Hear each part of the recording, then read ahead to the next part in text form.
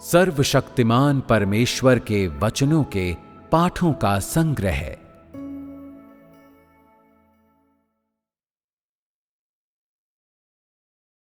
मनुष्य के उद्धार के लिए तुम्हें सामाजिक प्रतिष्ठा के आशीष से दूर रहकर परमेश्वर की इच्छा को समझना चाहिए।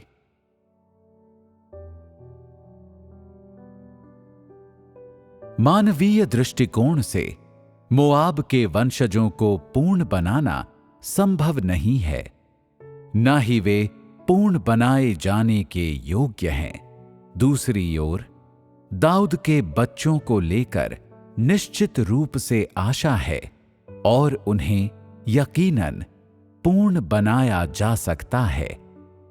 यदि कोई मोआब का वंशज है तो उसे पूर्ण नहीं बनाया जा सकता। अब भी तुम लोग अपने बीच किए जा रहे काम के मायने को नहीं जानते। इस मुकाम पर भी तुम लोगों के दिल में अपने भविष्य की संभावनाएं हैं और तुम उन्हें त्यागना नहीं चाहते। आज किसी को इस बात की परवाह नहीं है कि परमेश्वर ने तुम जैसे सबसे अयोग्य लोगों के समूह पर काम करना क्यों चुना है। क्या इसकी वजह यह हो सकती है कि उसने इस काम में कोई गलती कर दी है? क्या ये कार्य कोई क्षणिक चूक है? परमेश्वर तो हमेशा से जानता है कि तुम लोग मोआब के बच्चे हो, फिर वो तुम्हारे बीच ही काम करने के लिए क्यों आया है? क्या ये बात तुम्हारे दिमाग में कभी नहीं आती? क्या परमेश्वर अपना कार्य करते समय कभी इस पर विचार नहीं करता? क्या वो अनाड़ी की तरह व्यवहार करता है? क्या वो शुरू से ही नहीं जानता था कि तुम लोग मोआब के वंशज हो? क्या तुम लोग इन बातों पर विचार करना नहीं जानते? तुम लोगों की धारणाएं कहां चली गईं? क्या तुम लोगों की स्वस्थ सोच परिस्थिति अनुकूल सिद्ध नहीं हो पा रही है? तुम लोगों की चतुराई और बुद्धि कहां चली गई? क्या तुम लोग इतने उदार मना हो कि इस तरह के छोटे मोटे मामलों पर ध्यान नहीं देते? तुम लोग अपने भविष्य की संभावनाओं और नियति को लेकर तो बहुत संवेदनशील हो, लेकिन जब बात किसी और चीज की आती है तो तुम सुन्न, मंद बुद्धि और पूरी तरह से नासमझ बन जाते हो। आखिर तुम किस बात पर विश्वास करते हो? अपने भविष्य की संभावनाओं पर या परमेश्वर पर? जिन बातों पर तुम लोग विश्वास करते हो, क्या वे तुम्हारी सुंदर मंजिल नहीं हैं? क्या वे तुम्हारे भविष्य की संभावनाएं नहीं हैं? तुम लोग जीवन के मार्ग को कितना समझते हो? तुमने कितना पाया है? फिलहाल मोआब के वंशजों पर जो कार्य किया जा रहा है, क्या वो तुम लोगों को अपमानित करने के लिए है? क्या ये तुम्हारी कुरूपता को जानबूझकर उजागर करने के लिए किया जा रहा है? क्या ये तुमसे मजबूरन ताड़ना स्वीकार करवाने और फिर तुम्हें आग की झील में फेंक देने के लिए किया जा रहा है? मैंने कभी नहीं कहा कि तुम लोगों के लिए भविष्य की कोई संभावनाएं नहीं हैं, और ये तो बिल्कुल नहीं कहा कि तुम लोगों को तबाह और बर्बाद कर दिया जाएगा। क्या मैंने सार्वजनिक रूप से कभी ऐसी बातों की घोषणा की है? तुम कहते हो कि तुम नाउम्मीद हो, लेकिन क्या ये निष्कर्ष तुमने खुद नहीं निकाला है? क्या ये तुम्हारी अपनी मनःस्थिति का परिणाम नहीं है? क्या तुम्हारे निष्कर्ष कोई महत्व रखते हैं? यदि मैं कहूं कि तुम धन्य नहीं हो, तो तुम्हारा विनाश निश्चित है, और यदि मैं कहूं कि तुम धन्य हो, तो तुम्हारा विनाश निश्चित रूप से नहीं होगा। मैं केवल ये कह रहा हूं कि तुम मोआब के वंशज हो। मैंने ये नहीं कहा कि तुम नष्ट हो जाओगे। मैंने बस इतना ही कहा है कि मोआब के वंशज शापित हैं और वे भ्रष्ट मनुष्यों की एक नस्ल हैं। पहले पाप का उल्लेख किया गया था। क्या तुम सभी पापी नहीं हो? क्या सभी पापी शैतान द्वारा भ्रष्ट नहीं किए गए हैं? क्या सभी पापी परमेश्वर की अवहेलना और उसके विरुद्ध विद्रोह नहीं करते? क्या परमेश्वर की अवहेलना करने वाले शापित नहीं होंगे? क्या सभी पापियों को नष्ट नहीं किया जाना चाहिए? उस स्थिति में मांस और रक्त से बने लोगों में से किसे बचाया जा सकता है? तुम लोग आज तक बचे कैसे रहे? तुम लोग नकारात्मक हो गए हो, क्योंकि तुम मोआब के वंशज हो। क्या तुम लोग पापी होकर भी मनुष्यों में नहीं गिने जाते हो? तुम लोग आज तक बचे कैसे रहे? पूर्णता का उल्लेख होने पर तुम लोग खुश हो जाते हो। ये सुनकर कि तुम्हें भयंकर क्लेश का अनुभव करना चाहिए, तुम और भी धन्य होने का एहसास करते हो। तुम्हें लगता है कि क्लेश से उबरने के बाद तुम विजेता हो सकते हो, और इसके अलावा ये तुम पर परमेश्वर का महान आशीष और उसके द्वारा तुम्हारा महान उत्थान है।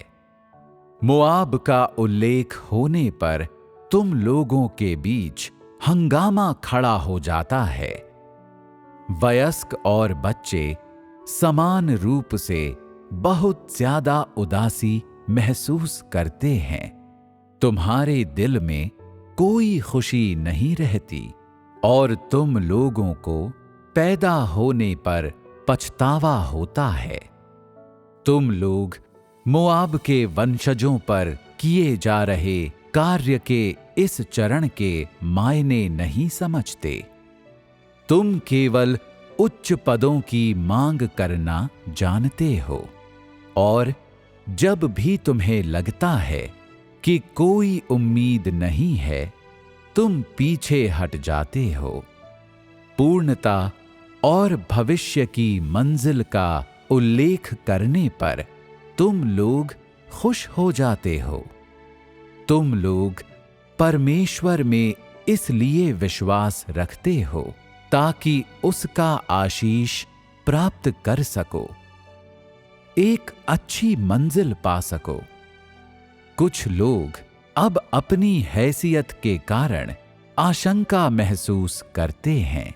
चूंकि वे लोग निम्न स्थिति और निम्न हैसियत के हैं, इसलिए वे पूर्ण होने की कोशिश नहीं करना चाहते। पहले पूर्णता की बात की गई थी, और फिर मोआब के वंशजों का उल्लेख किया गया था।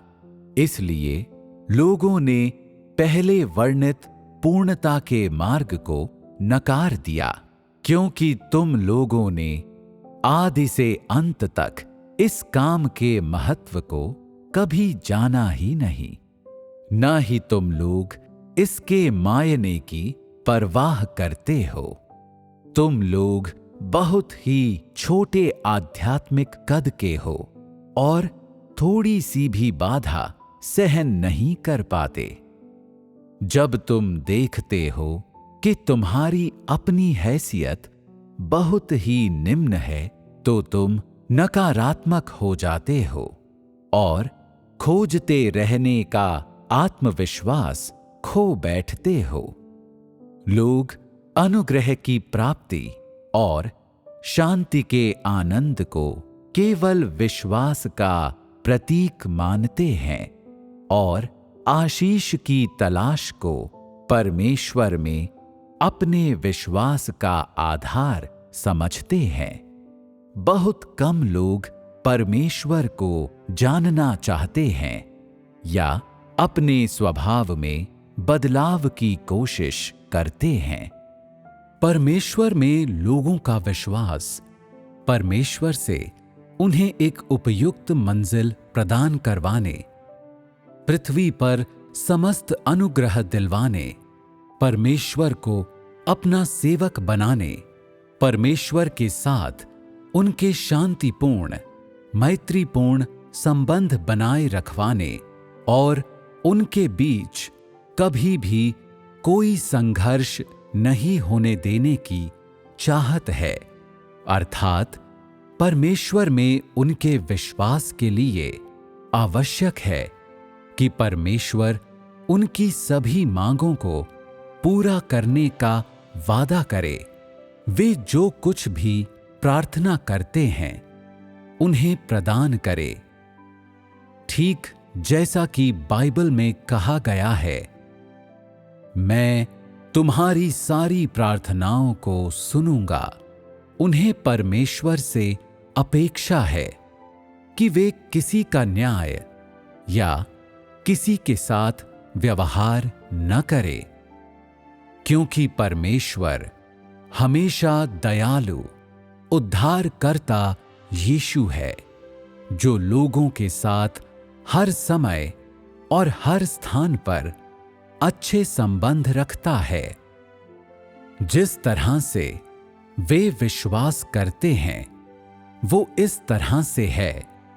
वे हमेशा बेशर्मी के साथ परमेश्वर से चीजें मांगें। वे मानते हैं कि वे चाहे विद्रोही हों या आज्ञाकारी, परमेश्वर उन्हें सब कुछ आंख बंद करके प्रदान करेगा। वे परमेश्वर से लगातार एक कर्ज के पुनर्भुगतान की मांग करते हैं और मानते हैं कि परमेश्वर को किसी भी प्रतिरोध के बिना अपने कर्ज का भुगतान अवश्य करना चाहिए और तो और उसे दोगुना देना चाहिए।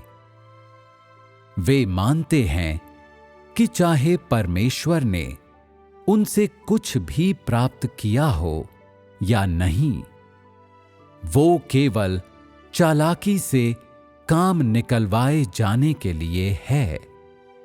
वो मनमाने ढंग से, गुप्त रूप से लोगों के लिए योजना नहीं बना सकता है। अपने उस विवेक और धर्मी स्वभाव को जैसा चाहे लोगों पर उनकी अनुमति के बिना तो बिल्कुल भी प्रकट नहीं कर सकता है, जो कई वर्षों से छुपा हुआ है। वे परमेश्वर के सामने आसानी से अपने पापों की स्वीकारोक्ति करते हैं और मानते हैं कि परमेश्वर बस उन्हें पाप मुक्त कर देगा और ऐसा करते रहने से तंग नहीं आएगा और ऐसा हमेशा चलता रहेगा। वे हमेशा परमेश्वर को सिर्फ आदेश देते रहते हैं और मानते हैं कि वो सिर्फ उनकी आज्ञा का पालन करेगा, जैसा कि बाइबल में अभिलिखित है कि वो इसलिए नहीं आया कि मनुष्य द्वारा उसकी सेवा टहल की जाए, परंतु सेवा टहल करने आया कि वो मनुष्य का सेवक बनने के लिए आया। क्या तुम लोगों ने हमेशा इस तरह से विश्वास नहीं किया है? जब तुम लोग परमेश्वर से कुछ प्राप्त नहीं कर सकते हो, तो तुम लोग भाग जाना चाहते हो, और जब कोई चीज तुम लोगों की समझ में नहीं आती है, तो तुम लोग बहुत क्रोधित हो जाते हो और इस हद तक भी चले जाते हो कि सभी तरह के दुर्वचन कहने लगते हो।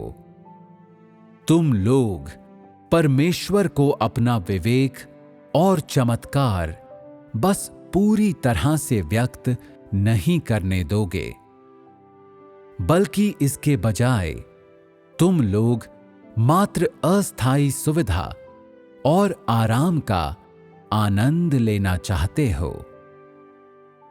अब तक परमेश्वर में तुम लोगों के विश्वास में तुम लोगों का रवैया वही पुराने विचारों वाला रहा है।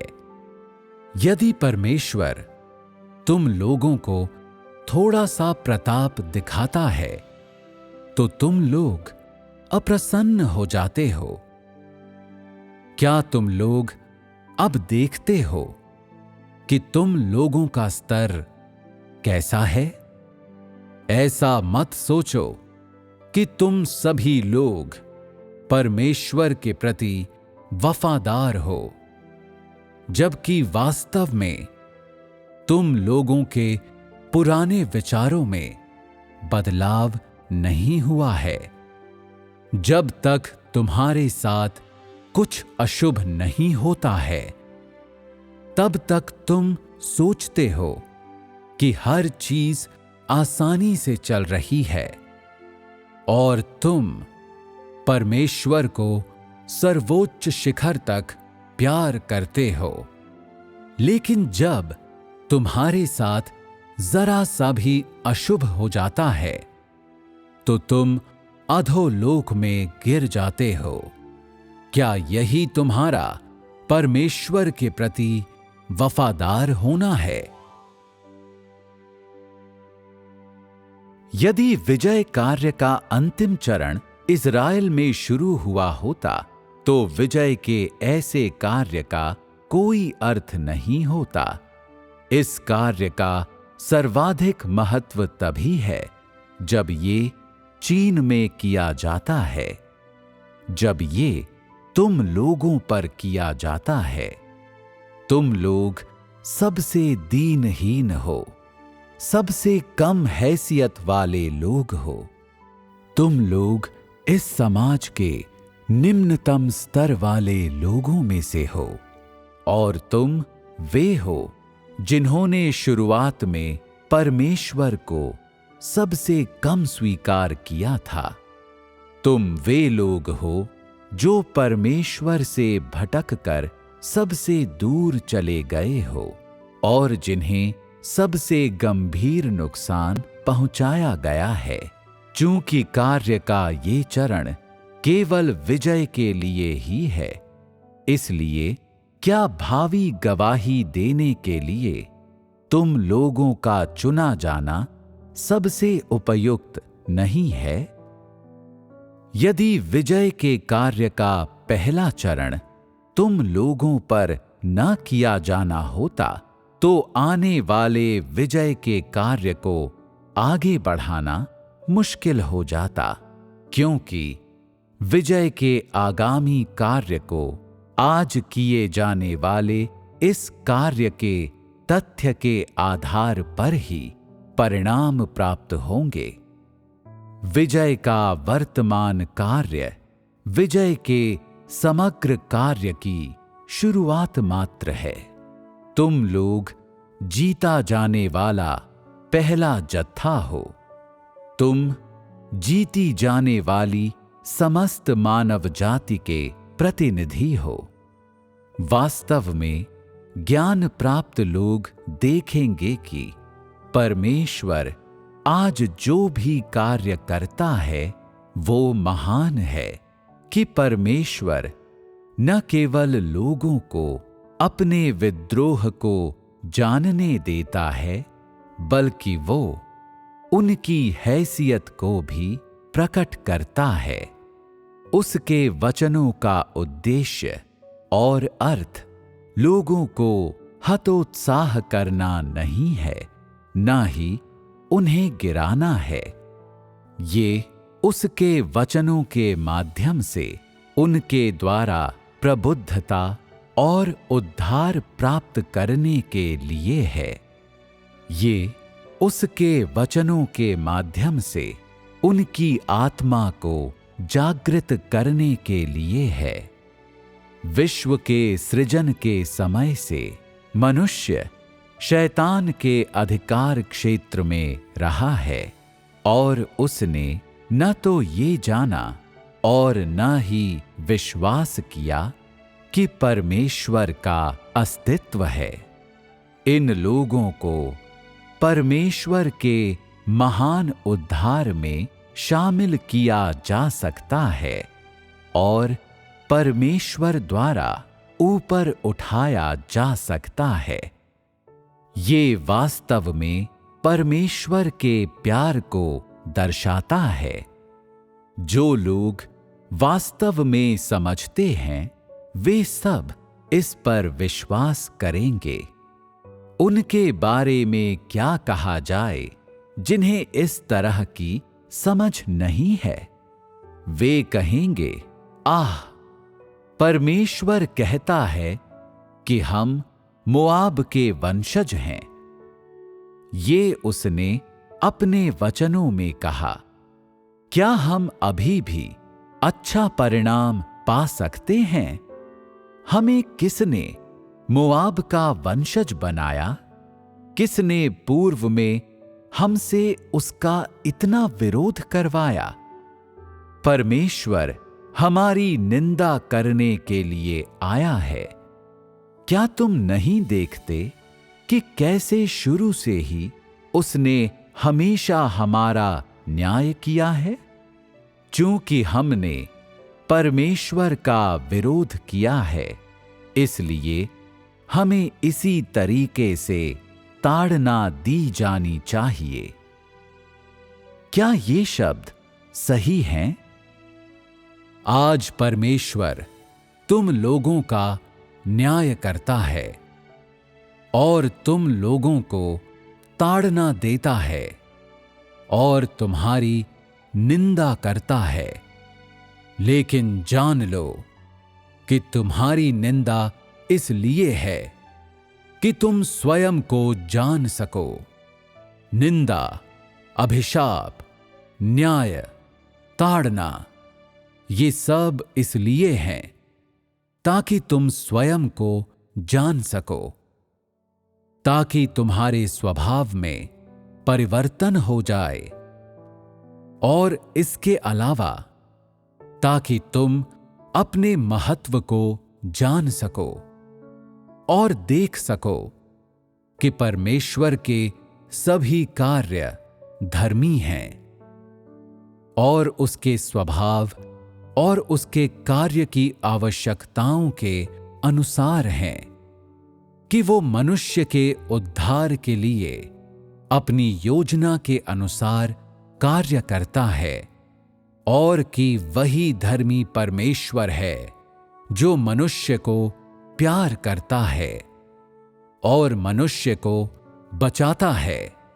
और जो मनुष्य का न्याय करता है और उसे ताड़ित करता है। यदि तुम केवल ये जानते हो कि तुम दीनहीन हैसियत के हो, और ये कि तुम भ्रष्ट और अवज्ञाकारी हो, परंतु ये नहीं जानते हो कि परमेश्वर आज तुम में जो न्याय कर रहा है और ताड़ना दे रहा है, उसके माध्यम से परमेश्वर अपने उद्धार के कार्य को स्पष्ट कर देना चाहता है, तो तुम्हारे पास अनुभव करने का कोई मार्ग नहीं है। आगे जारी रखने में सक्षम तो तुम बिल्कुल भी नहीं हो।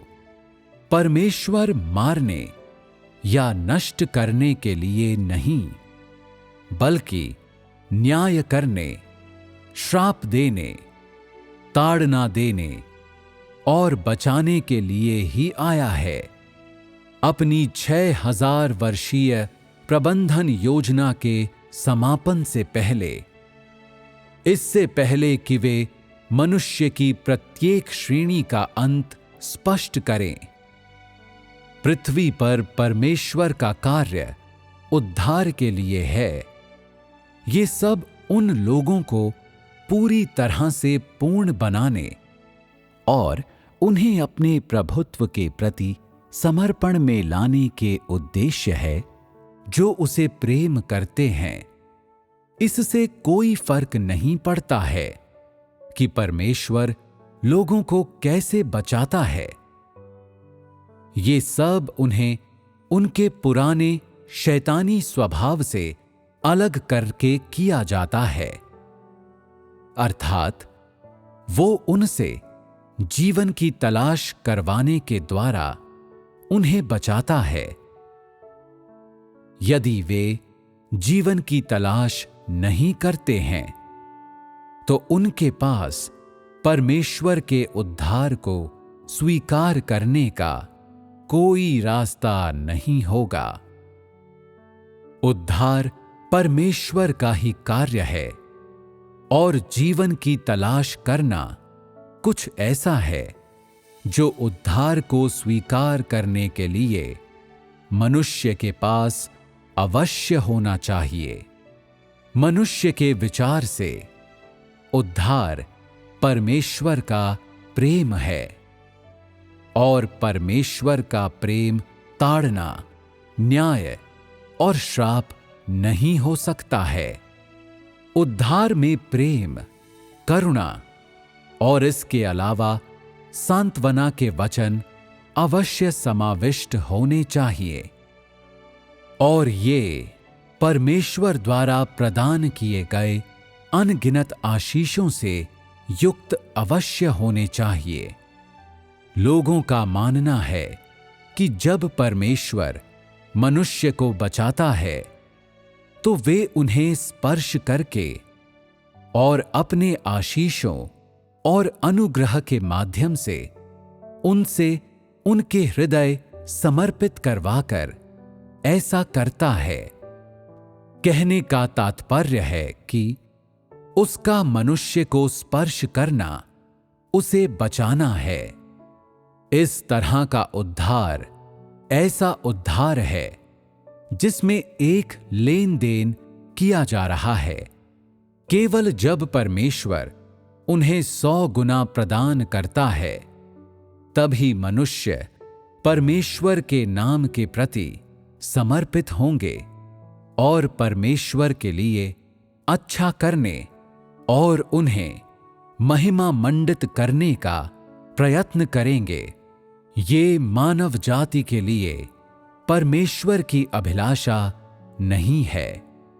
भ्रष्ट मानवता को बचाने के लिए परमेश्वर पृथ्वी पर कार्य करने आया है।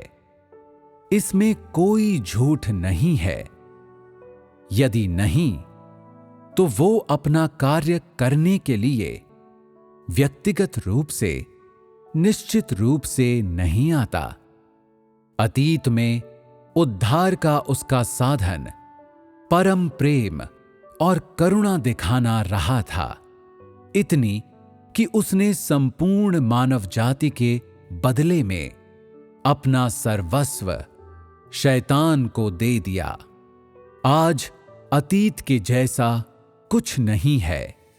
आज तुम लोगों का उद्धार स्वभाव के अनुसार प्रत्येक के वर्गीकरण के दौरान अंतिम दिनों के समय में होता है।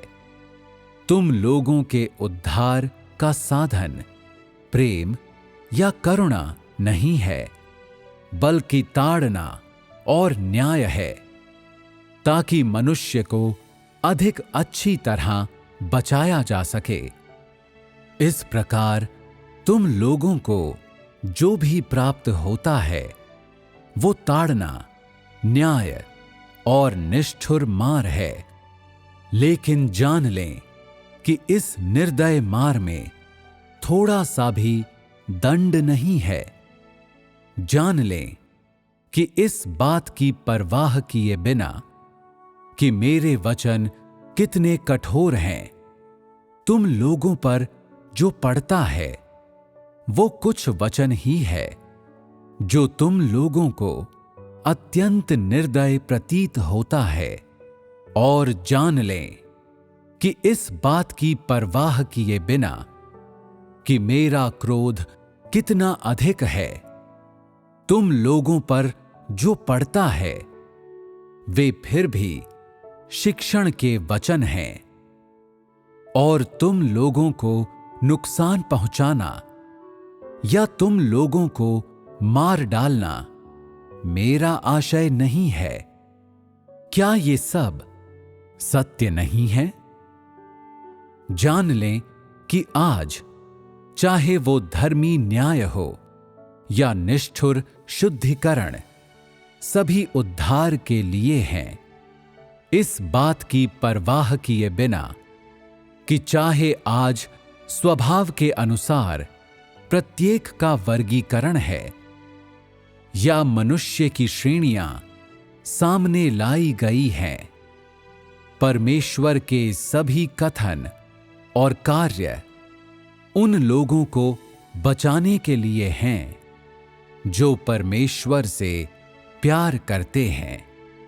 धर्मी न्याय मनुष्य को शुद्ध करने के उद्देश्य से है। निर्दय शुद्धिकरण मनुष्य का परिमार्जन करने के उद्देश्य से है। कठोर वचन या ताड़ना सब शुद्ध करने के उद्देश्य से और उद्धार के लिए हैं। और इस प्रकार उद्धार की आज की विधि अतीत की विधि के विपरीत है। आज धर्मी न्याय तुम लोगों को बचाता है और तुम लोगों में से प्रत्येक को स्वभाव के अनुसार वर्गीकृत करने का एक अच्छा साधन है। और निर्मम ताड़ना तुम लोगों के लिए सर्वोच्च उद्धार लाती है। और इस ताड़ना और न्याय का सामना होने पर तुम लोगों को क्या कहना है? क्या तुम लोगों ने शुरू से अंत तक उद्धार का आनंद नहीं लिया है? तुम लोगों ने देहधारी परमेश्वर को देखा है और उनकी सर्व संभाव्यता और विवेक का एहसास किया है। इसके अलावा तुमने बार बार मार और अनुशासन का अनुभव किया है। लेकिन क्या तुम लोगों को सर्वोच्च अनुग्रह भी प्राप्त नहीं हुआ है? क्या तुम लोगों को प्राप्त हुए आशीष किसी भी अन्य की तुलना में अधिक नहीं है? तुम लोगों को प्राप्त हुए अनुग्रह सुलेमान के द्वारा उठाए गए महिमा और संपत्ति के आनंद की तुलना में कहीं अधिक विपुल हैं। इस बारे में विचार करें। यदि आगमन के पीछे मेरा इरादा तुम लोगों को निंदित करना और सजा देना होता, न कि तुम लोगों को बचाना, तो क्या तुम लोगों के दिन इतने लंबे समय तक टिकते? क्या तुम मांस और रक्त के ये पापी प्राणी आज तक जीवित रहते? यदि ये केवल तुम लोगों को दंड देने के लिए होता, तो मैं क्यों शरीर धारण करता और इस तरह के कठिन कार्य की शुरुआत करता? क्या तुम नश्वर मात्र को दंडित करने में एक वचन भर कहने का समय नहीं लगेगा? क्या तुम लोगों को अभिप्राय पूर्वक निंदित करने के बाद अभी भी मुझे तुम लोगों को नष्ट करना होगा? क्या तुम लोगों को अभी भी मेरे इन वचनों पर विश्वास नहीं है? क्या मैं केवल प्यार और करुणा के माध्यम से मनुष्य को बचा सकता हूं?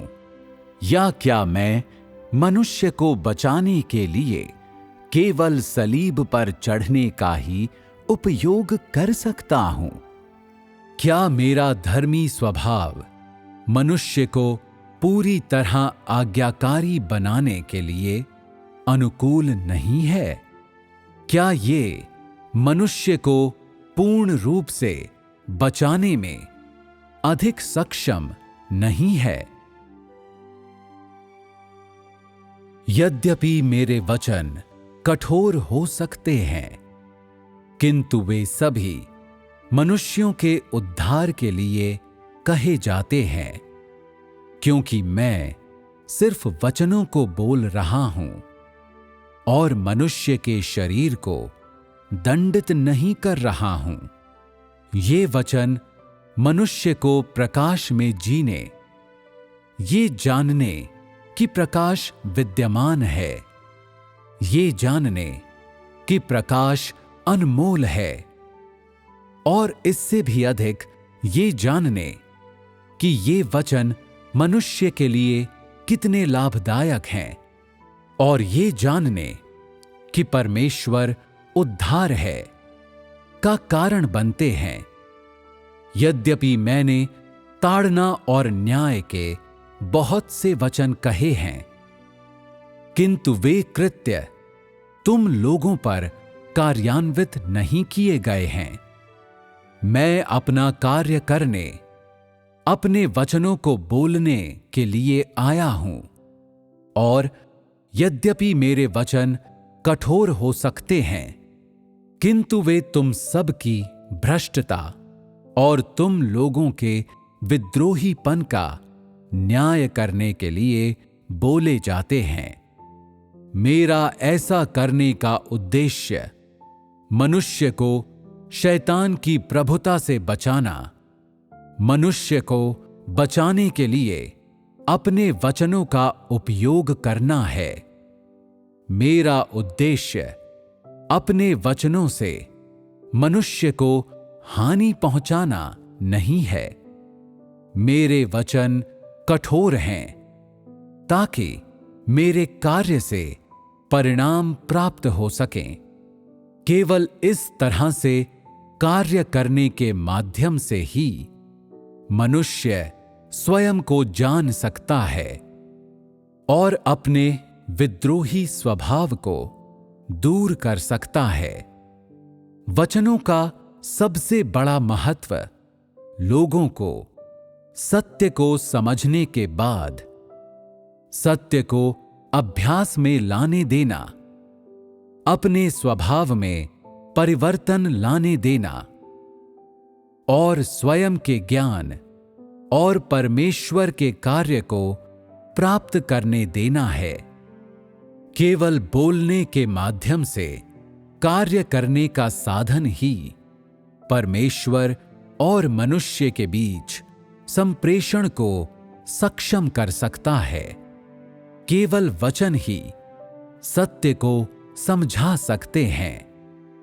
इस तरह से कार्य करना मनुष्य को जीतने का सर्वोत्तम साधन है।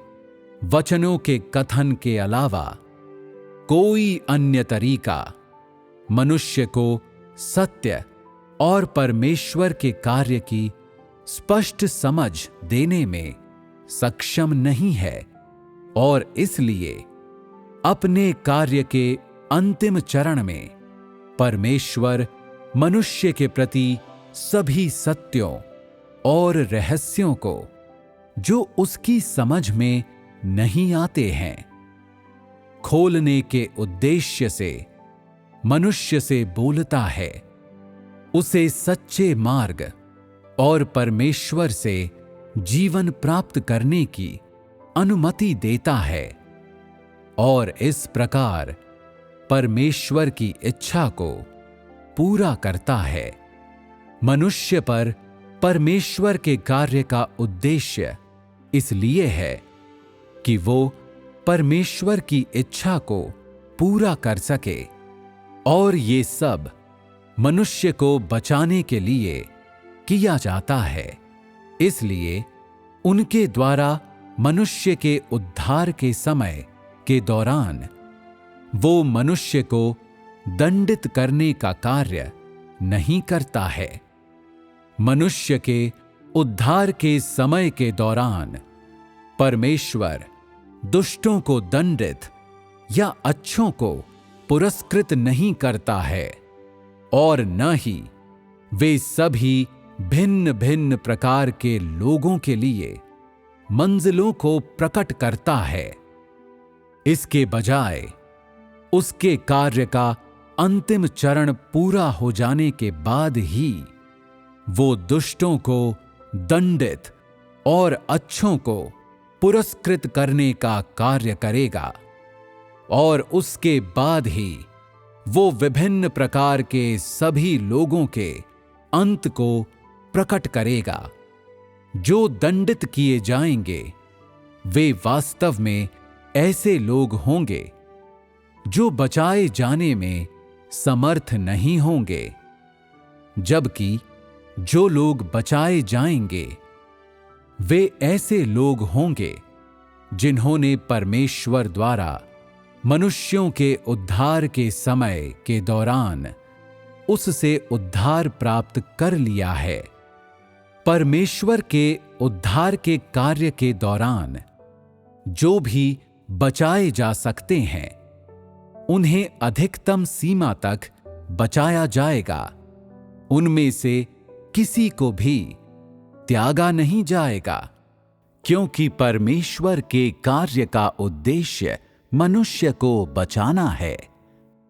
परमेश्वर द्वारा मनुष्य के उद्धार के समय के दौरान जो लोग अपने स्वभाव में परिवर्तन लाने में असमर्थ हैं, वे सभी जो पूरी तरह से परमेश्वर की आज्ञा पालन करने में असमर्थ हैं, दंड के पात्र होंगे।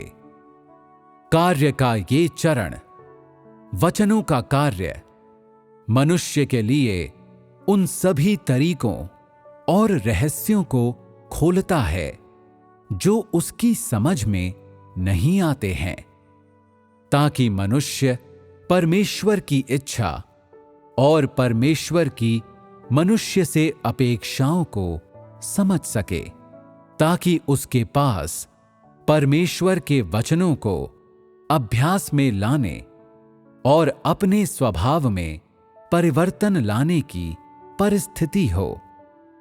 परमेश्वर अपना कार्य करने के लिए केवल वचनों का उपयोग करता है और लोगों को इस वजह से दंड नहीं देता है कि वे थोड़े विद्रोही हैं, क्योंकि अब उद्धार के कार्य का समय है।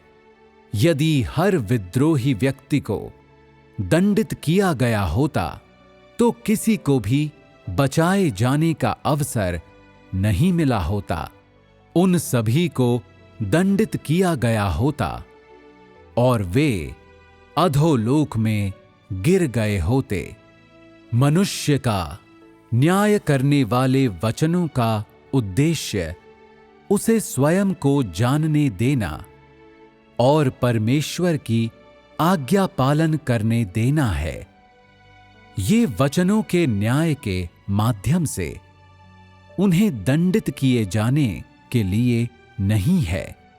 वचनों के कार्य के समय के दौरान बहुत से लोग अपना विद्रोहीपन और अपनी अवज्ञा दिखाएंगे और वे देहधारी परमेश्वर के प्रति अपनी अवज्ञा दिखाएंगे, लेकिन वो इस वजह से इन सभी लोगों को दंडित नहीं करेगा। इसके बजाय वो उन लोगों को केवल त्याग देगा जो मूलभूत रूप से भ्रष्ट हैं और जो बचाए नहीं जा सकते हैं, वो उनके शरीरों को शैतान को दे देगा और कुछ मामलों में उनके शरीरों को समाप्त कर देगा। जिन लोगों को छोड़ दिया जाएगा वे अनुसरण करते रहेंगे और व्यवहार और काट छांट का अनुभव करते रहेंगे। यदि अनुसरण करने के समय वे अभी भी व्यवहार और काट छांट को स्वीकार नहीं कर सकते और वे और भी अधिक पतित हो जाएंगे, तब इन लोगों ने उद्धार का अपना अवसर गंवा दिया होगा। प्रत्येक व्यक्ति जिसने वचनों द्वारा जीता जाना स्वीकार कर लिया है, उसके पास उद्धार के प्रचुर अवसर होंगे। इन लोगों में से प्रत्येक का परमेश्वर द्वारा उद्धार उनके प्रति परमेश्वर की अत्यंत उदारता दिखाता है, जिसका अर्थ है कि उनके प्रति अत्यधिक सहिष्णुता दिखाई जाती है। जब तक लोग गलत रास्ते से पीछे लौटते हैं, जब तक वे पश्चाताप कर सकते हैं, तब तक परमेश्वर उन्हें अपने द्वारा उद्धार प्राप्त करने का अवसर देगा। जब लोग पहले परमेश्वर के विरुद्ध विद्रोह करते हैं, तो परमेश्वर को उन्हें मारने की कोई इच्छा नहीं होती है, बल्कि इसके बजाय उन्हें बचाने के लिए वो सब कुछ करता है। यदि किसी में वास्तव में उद्धार के लिए कोई जगह नहीं है, तो परमेश्वर उन्हें अलग कर देगा। परमेश्वर किसी को दंडित करने में इस वजह से धीमा है क्योंकि वो उन सभी को बचाना चाहता है जिन्हें बचाया जा सकता है। वो केवल वचनों से लोगों का न्याय करता है, उन्हें ज्ञान प्रदान करता है और उनका मार्गदर्शन करता है और उन्हें मार डालने के लिए छड़ी का उपयोग नहीं करता है। लोगों को बचाने के लिए वचनों का उपयोग करना कार्य के अंतिम चरण का उद्देश्य और महत्व है।